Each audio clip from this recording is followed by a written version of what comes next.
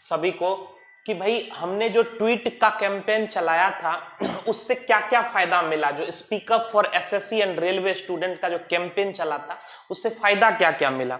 बहुत लोगों का ये मानना रहता है ना, बहुत निगेटिव लोग रहते हैं, सोचते क्या है कि अभी तक कुछ फायदा कहां मिला है। तो भाई मैं आपको दिखाऊं कि कितने एक दिन के मेहनत के कारण कितना ज्यादा बेनिफिट हुआ है, जरा उसको देख लीजिए। आप एक दिन की मेहनत का आपको परिणाम क्या क्या देखने को मिला है बच्चे, क्या क्या परिणाम देखने को मिला। सिर्फ आपने क्या काम किया भाई, तो आपने घर बैठे कुछ नहीं, कहीं नहीं गए आप, कहीं नहीं, बाहर भी नहीं निकले आप, आपने बस ट्वीट किया था क्या, SSC speak up for SSC railway student. इसी पक्ष में आपने बोला मैं भी लगा पड़ा हूं, पर एफबी देखते हैं कि नहीं आंदोलन करो। ठीक है, एफबी पर देखते हैं कि नहीं आंदोलन। ठीक ठीक है, ठीक है, ठीक है सर। चलिए एक बार मैं आपको बेनिफिट्स दिखाता हूं बच्चे कि ट्वीट करने के फायदे क्या क्या हुए। फटाफट से देखिएगा कि फायदा क्या क्या मिला आपको। सबसे पहला फायदा आपको यह मिला कि जिस चीज के लिए आप ट्वीट कर रहे थे, एसएससी सीजीएल रिजल्ट टायर 3, उसका रिजल्ट डेट अनाउंस्ड हो गया। क्या डेट है भाई, 4 अक्टूबर 2020। ठीक है।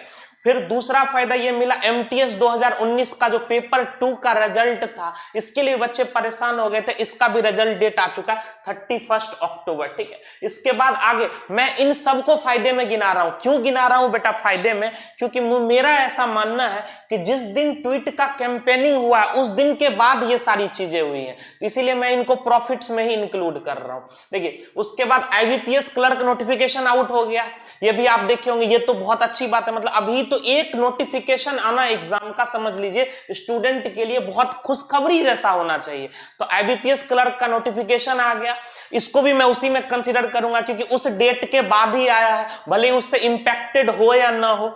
देखिए डेट 2 सितंबर से 23 सितंबर तक ये फॉर्म अप्लाई कर सकते हैं आप। कुछ बच्चे ऐसे होते हैं जिन्हें जानकारी नहीं मिलती है, तो उनको यहां पर जानकारी भी दे रहा हूं। आपका प्रीलिम्स का पेपर जो होगा वो 5, 12 और 13 दिसंबर को होगा, और मेंस का जो पेपर होगा वो 21 जनवरी 20 मतलब अगले साल होगा, अगले साल 21 जनवरी।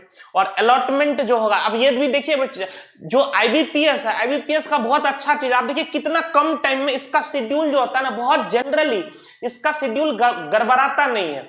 जब भी आईबीपीएस का एग्जाम होता है उसका शेड्यूल गड़बड़ाता नहीं है, बहुत ही तो फिक्स टाइप का रहता है। तो देखिए मेंस भी हो गया और अलॉटमेंट भी हो जाएगा आपका 1 अप्रैल 2021 को, यानी अगले साल। तो ये फॉर्म जरूर ही भरना चाहिए भाई। जो भी लोग, अभी तो ऐसा हो चुका है ना कि आप अगर बैंक की तैयारी नहीं भी कर रहे हैं, तो मैं अभी से कहता हूं आप प्रिपरेशन जरूर स्टार्ट कीजिए, कैसे भी आप फॉर्म जरूर भरिएगा आप आईबीपीएस क्लर्क का। ठीक है, क्योंकि एक नौकरी बहुत ज्यादा इंपॉर्टेंट है आपके लिए। ठीक है भाई, ये फायदे गिना रहा हूं मैं आपको। अब देखिए एसएससी सीएचएसएल 2018 इसका जो मार्क्स था वो भी रिलीज हो चुका है, ये भी उसी फायदे में मैं काउंट करूंगा। तो ये उन लोगों के लिए करारा जवाब था जो लोग कहते थे कि ये ट्वीट करने से क्या होगा, ये ट्वीट करने से क्या होगा। आप देख लीजिए ट्वीट करने से कितना फायदा मिला है। तो बच्चे ये चीज तो दिमाग से निकाल ही दीजिए कि ट्वीट करने से होगा क्या, ट्वीट करने से बहुत फायदा मिला है, वो देख लीजिए आप। अब आगे मैं आपको क्या समझाना चाहता हूं बेटा, कि आपने जो इतना काम किया, ये ट्वीट वगैरह किया, क्या अब इनके आगे इतने से काम हो जाएगा या इसके बाद भी कुछ और काम करना पड़ेगा?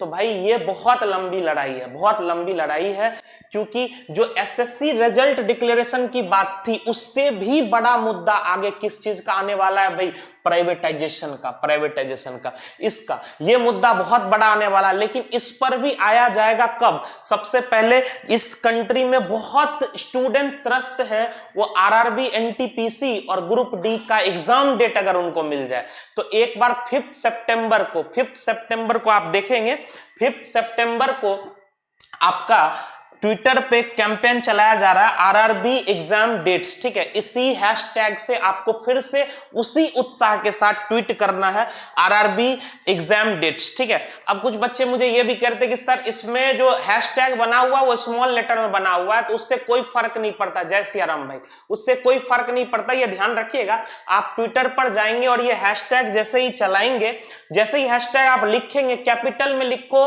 या स्मॉल में लिखो, जो ट्रेंडिंग है ना वो ऑटोमेटिकली ले लेगा वो ट्रेंडिंग। तो उससे कोई फर्क नहीं पड़ता कि मैंने यहाँ कैपिटल लिखा है और हैशटैग जो बन रहा है वो स्मॉल लेटर में बन रहा है, उससे बेटा कोई फर्क नहीं पड़ता है। ठीक है, देखो ये मैंने एक फ्रेम बनवाया था, आप जितने स्टूडेंट मुझे देख रहे हैं, चाहे अभी लाइव देख रहे हैं, चाहे बाद में मुझे रिकॉर्डेड में देखेंगे, तो बेटा आप मेरा जो डीपी है उस पर जाकर देखेंगे तो ये फ्रेम आपको दिखाई देगा। इसको जरूर लगाइएगा, क्योंकि ये आपके लिए बना हुआ है। आप जितना ज्यादा ये डीपी वगैरह में यूज करेंगे ना, जो दूसरे लोगों तक उतना ज्यादा ये बात पहुंच पाएगी। सबसे ज्यादा प्रॉब्लम क्या है ना, कि हम ज्यादा लोग तक पहुंच ही नहीं पा रहे, बहुत लोगों को पता ही नहीं है कि कैंपेन क्या चल रहा है। तो ये सब एक माध्यम है कि आप डीपी वगैरह लगा के दूसरे को बता सकते हैं, देखो क्या चीज है, क्या मुद्दा, क्या इशू है, हम लोग किस पर बात कर रहे हैं। ठीक है, तो ये फ्रेम जरूर यूज कीजिएगा आप, एटलीस्ट 6-7 दिन तो जरूर ही बेटा यूज कीजिएगा इस फ्रेम को। ठीक है, अब आगे क्या करेंगे भाई, इतने से कुछ नहीं हो रहा, आगे हमें क्या करना है ये भी बात कीजिए, आगे क्या करना है ये भी बात कीजिए। नहीं, तुम्हें नहीं कह रहा हूं कि जिसने लगा लिया वो तो बहुत अच्छी बात है, कुछ बच्चे शर्माते हैं ये सब फ्रेम वगैरह लगाने में। तो भाई अब समझ लो तुम्हारी नौकरी की बात है, इसलिए सबसे पहले मैंने लगाया। सबसे पहले मैं लगाऊं ना लगाऊं क्या फर्क पड़ता है, एक बात बताओ तुम, मैं तो सेटल्ड हूं, लेकिन मैंने लगाया, तुम्हारे लिए लगाया। समझ रहे हो नहीं समझ रहे हो? तो तुम्हें लगाना चाहिए, जरूर लगाना चाहिए। तुम दूसरे को संदेश दो कि तुम एक आंदोलन का हिस्सा हो। मैं तो यही मानता हूं कि तुम अगर व्हाट्सएप स्टेटस पे, तुम टिकटॉक के वीडियो स्टेटस में लगा सकते हो, फालतू की चीजें लगा सकते हो, तो ये तुम्हें जरूर लगाना चाहिए। स्टेटस में भी ये चीजें लगानी चाहिए, स्टेटस में भी ये चीजें लगानी चाहिए। उसको क्रॉस कीजिए, उसको क्रॉस कर दिया, हाँ वहां क्रॉस पे, हाँ ठीक है, ये स्टेटस पे तुम्हें जरूर ही लगाना चाहिए। ठीक है भाई, अब मुझे एक चीज क्या कमी दिखाई दे रही है इस आंदोलन में, कुछ लोग ऐसे हैं ना जो सिर्फ इस बात पर अड़े हुए हैं कि भाई सब मीडिया को बाइकॉट कर दो। ठीक है, हमें मीडिया से कोई मतलब नहीं है। आप देख ही रहे होंगे कि मीडिया में इतना ये बात पहुंच नहीं पाया। एक जरा एनडीटीवी के बारे में मैंने सुना था कि एनडीटीवी पर थोड़ी सी बात कही गई थी, उसके बाद कुछ और बातें एक्स्ट्रा कही भी नहीं गई किसी भी न्यूज चैनल पर। तो मैं ये कहता हूं कि इसको कैसे ठीक किया जाए यार, तुम्हारे पास कोई आइडिया है तुम कैसे पहुंचोगे, किस तरह से रीच आउट करो? क्योंकि तुम अगर किसी को इग्नोर करोगे ना, तुम अगर किसी से दुश्मनी लेकर रखोगे ना, तो तुम्हारी बात को वो थोड़ी ना आगे लेकर जा पाएगा यार।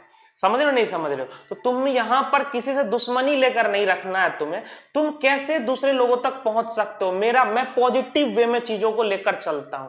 मेरा ये कहना है कि आप अगर चाहे ना तो अभी भी मीडिया में तहलका मचा सकते हैं। कैसे तहलका मचा सकते हैं सुनिएगा, कैसे, मैं आपको एक छोटा छोटा एग्जांपल बताता हूं, आप बस ध्यान से सुनिएगा आप कैसे तहलका मचा सकते हैं मीडिया में। ठीक है, मैं कहता हूं हर बच्चा फेसबुक यूज कर रहा होगा, इसमें हर बच्चा फेसबुक यूज कर रहा होगा। आप फेसबुक ओपन कीजिएगा,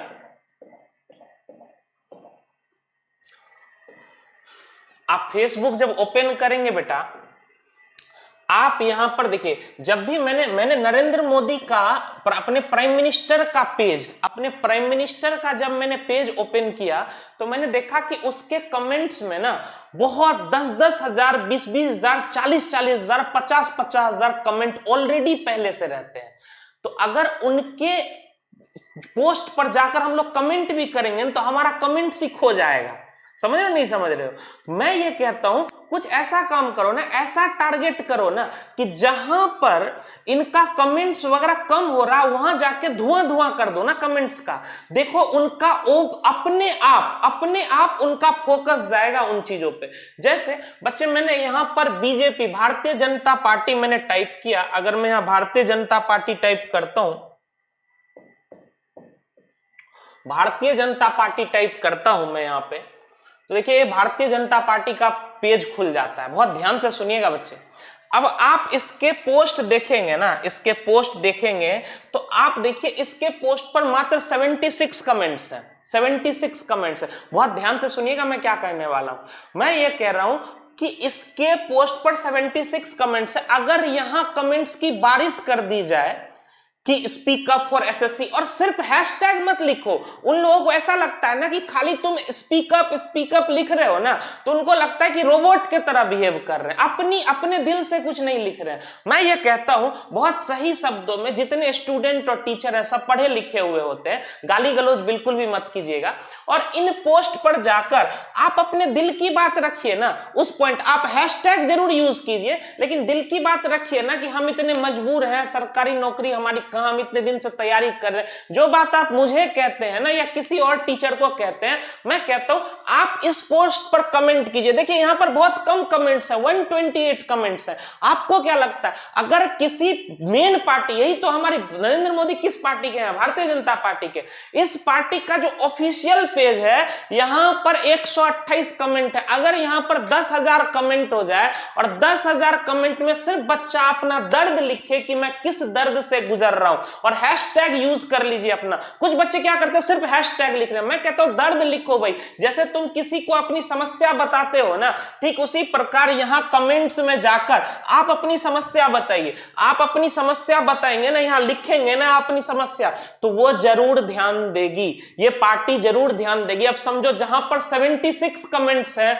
वहां अगर 10,000 कमेंट्स हो जाए तो समझ जाइए कि मतलब वो जरूर ध्यान देगी ये कौन सा मुद्दा है। क्योंकि मेरा ऐसा मानना है ना कि इनको फर्क ही नहीं पड़ रहा, अभी तक इनको फर्क नहीं पड़ रहा, इनको पता ही नहीं चल रहा है कि क्या हो रहा है। बस एसएससी ने डेट्स वगैरह निकाल ली, अभी तक प्रॉपर जो केयर करना चाहिए वो नहीं किया गया। ठीक है सर, जो क्वालिटी स्टूडेंट्स है मतलब जो कुछ करना चाहते हैं वो कर ही जाते हैं, उनको कैंपेन की जरूरत। अरे एग्जाम का डेट आएगा तब ना, हर सराना बेवकूफ की बात जैसी बातें करते हो। एग्जाम का डेट आएगा तभी ना कर जाता है, कि बिना मतलब ही कर जाएगा। परीक्षा का डेट ही नहीं निकलेगा तो कर कैसे जाओगे।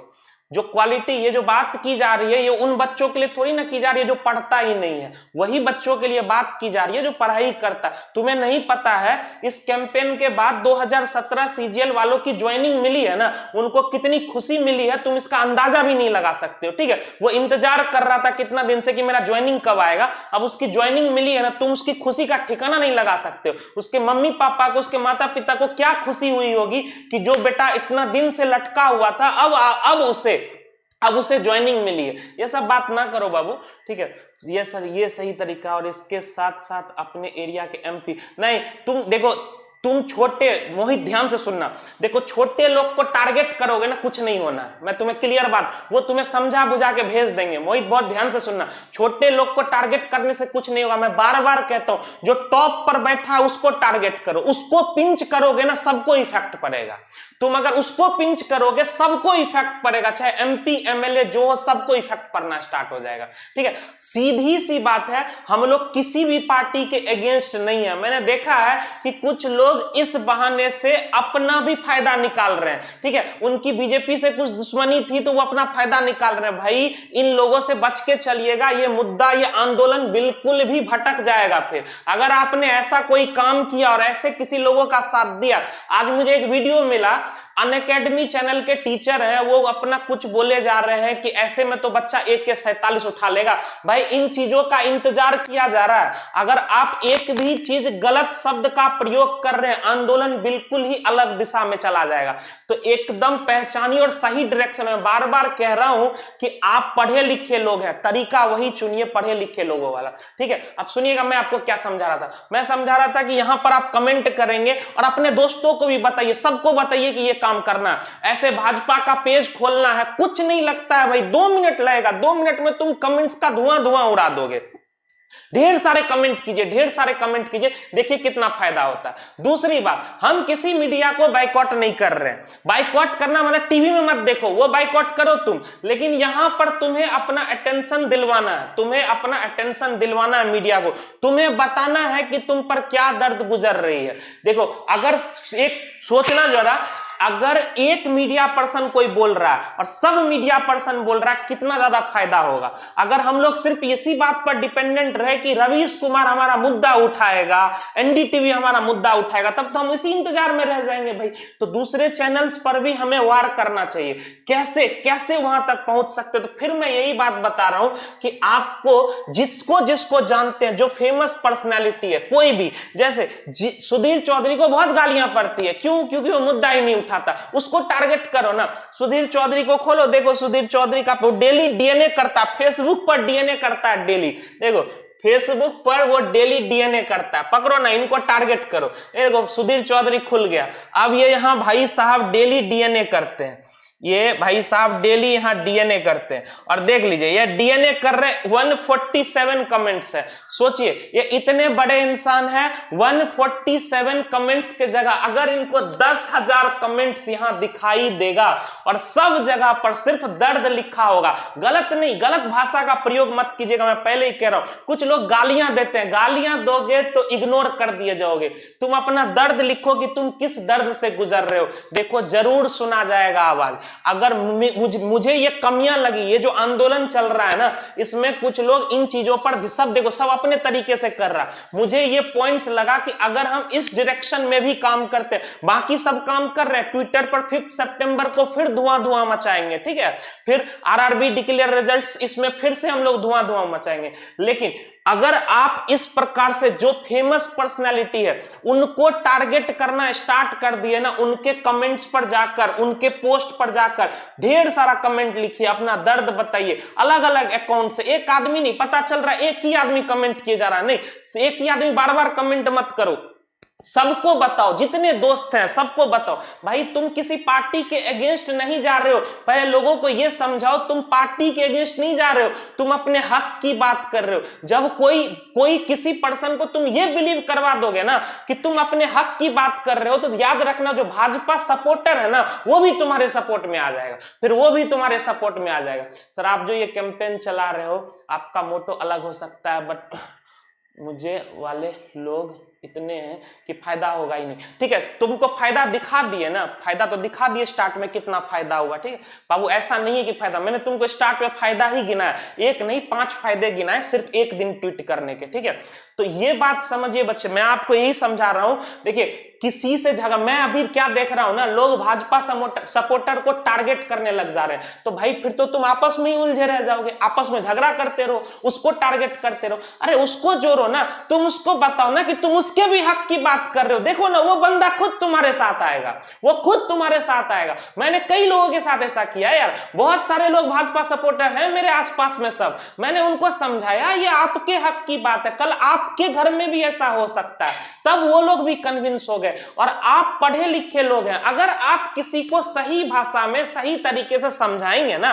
कि मैं किसी व्यक्ति का, किसी पार्टी का विरोध नहीं कर रहा हूं, मैं अपने हक की बात कर रहा हूं। मुझे एक बात का जवाब दीजिए, अगर नरेंद्र मोदी ये सब काम नहीं करते, अगर वो रिजल्ट वगैरह सही समय पर पब्लिश कर देते, तो क्या आपको इस आंदोलन को उठाने की जरूरत पड़ती? क्या मैं कह रहा हूं कभी भी जरूरत नहीं पड़ती, किसी का मन नहीं करता। अभी मेरा क्लास है 8 बजे से, मैं क्यों फालतू की बकवासबाजी कर रहा हूं 7:40 में यहां पे आके, समझ रहे हो ना, किसी को मतलब नहीं है इतना कि इन चीजों में इन्वॉल्व होने का। लेकिन आपको अभी जरूरत है, क्योंकि सरकार एकदम सुनना ही बंद कर चुकी है, वो सब कुछ को ग्रांटेड ले चुकी है। उन्हें लगता है ना कि इन्हें बाकी के मुद्दों पर बिल्कुल उलझाए रखो, ये उलझ जाएंगे बिल्कुल बाकी के मुद्दों पे। तो हम इतने बेवकूफ नहीं है ना कि बाकी का मुद्दा आप काम करते रहिए ना, हम आपको जहां जहां आप अच्छा काम करेंगे अप्रिशिएट करेंगे।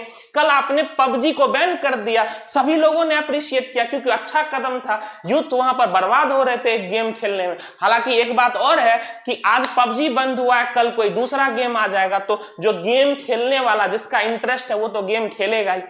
मैं बस आपको यह समझा रहा था कि कुछ जो कमियां हैं इस कैंपेन में, उन कमियों को अगर आप दूर करके आप अपने दोस्तों को बताते हैं कि इस तरीके से भी हम आगे बढ़ सकते हैं, तो बेटा बहुत बेनिफिशियल होगा। आज 3 सितंबर है, देखिए 5 सितंबर को फिर से एक मैसिव कैंपेन होने वाला है रेलवे एग्जाम रिजल्ट्स के लिए। ठीक है, तो फिर उस दिन रेलवे को टारगेट किया जाएगा। लेकिन अगर आप इन लोगों को, जो फेमस पर्सनालिटी है, इनको अगर आप टारगेट करने लग जाते हैं तो बेटा बिलीव कीजिए हर कोई आपके हक में बोलने लग जाएगा। अगर वो देखेगा कि बच्चा अपना दर्द लिख रहा है, गाली नहीं लिख रहा, अपना दर्द लिख रहा है, तो वो जरूर सुनेगा, जरूर सुनेगा, ऐसा मेरा विश्वास है। ये पॉजिटिव तरीका है करने का। मैं आपको कभी नहीं बोलूंगा कि किसी को ऐसे बोलो वैसे बोलो, कभी नहीं, ये सब बातें मैं बोलता नहीं हूं। ठीक है बच्चे, तो यही बात मैं आपको समझाने आया था। आशा है कि अगर आप तक मेरी बात पहुंच पाई है, कि मैंने आपको जो समझाया, ये जो छोटी सी बात समझाई, 5 सितंबर को फिर से ट्वीट का धुआं धुआं कर देंगे, उसमें तो कोई कमी करना ही नहीं है। लेकिन ये सब काम अगर साथ साथ करते हुए चलेंगे तो बिलीव कीजिए बहुत फायदा मिलेगा। इस कैंपेन को एक जबरदस्त और सपोर्ट मिलेगा, और सपोर्ट मिलेगा तो अल्टीमेटली फायदा आपका ही होगा। ठीक है बच्चे, तो आज के लिए इतना ही, बस मैं यहीं तक अपनी बात रख रहा हूं और इसके बाद आगे और कुछ कहने को है नहीं, तो यहीं तक मैं कहता हूं आपको। फिर राधे राधे, आप लोग खुश रहें। और आप ही, मैं फिर लास्ट में कहता हूं, आप ही इस आंदोलन के नेता हैं, आप ही लीडर हैं, आपको ही आगे। देखिए हमारी ज्वाइनिंग अभी बिल्कुल, सीपी सिंह बहुत सही समय, मुझे याद है कि तू कितना परेशान रहता है ज्वाइनिंग के लिए, कितना दर्द तुम्हारे में रहता था जब भी आकर तुम मुझसे कहते थे कि सर इतने दिन हो गए एग्जाम के, मेरा ज्वाइनिंग नहीं आया। मैं तुम्हारा दर्द समझता था। ये वो वक्त है, इसमें हर चीज को, हर एक एग्जाम को, तुम्हें क्या लग रहा है जैसे ही ये एसएससी वाला हो गया, रेलवे वाला हो गया, छोटे छोटे एग्जाम्स को टारगेट करेंगे, देखना उसके बाद यूपी में जितने एग्जाम्स है उसको भी टारगेट करेंगे भाई, सबको टारगेट करेंगे। हम अपनी बात सही तरीके से ऊपर लेकर जाएंगे, ठीक है, लेकिन तरीका सही होना चाहिए, ये ध्यान रखिएगा। अपने आसपास के लोगों को, नमस्ते नमस्ते, अपने आसपास के लोगों को एडवांटेज मत लेने दीजिए। मैं पहले ही कह रहा हूं, कुछ लोग ऐसे हैं जो इस मौके को फायदे में बदलना चाहते हैं, ठीक है, अपना पर्सनल गरज निकालना चाहते हैं। नहीं, ऐसा काम मत कीजिएगा, ऐसा काम मत कीजिए। बस आप समझिए आप एक छात्र हैं और आपका इंटेंशन सही है, उस इंटेंशन को रखना है। हमें किसी के विरोध में बात नहीं करनी है, हमें किसी को गाली नहीं देनी है, बस अपना पक्ष रखना है कि ये हमारा पॉइंट है, ये पॉइंट सुन लो, हम शांत हो जाएंगे। नहीं सुनोगे तो धुआं धुआं मचा देंगे। ये बात बस एक सिंपल स्ट्रेट कट शब्दों में हमें ये सरकार को बताना है, ठीक है। बस इतना ही कहना था मुझे। आप सभी का बहुत बहुत धन्यवाद। राधे राधे।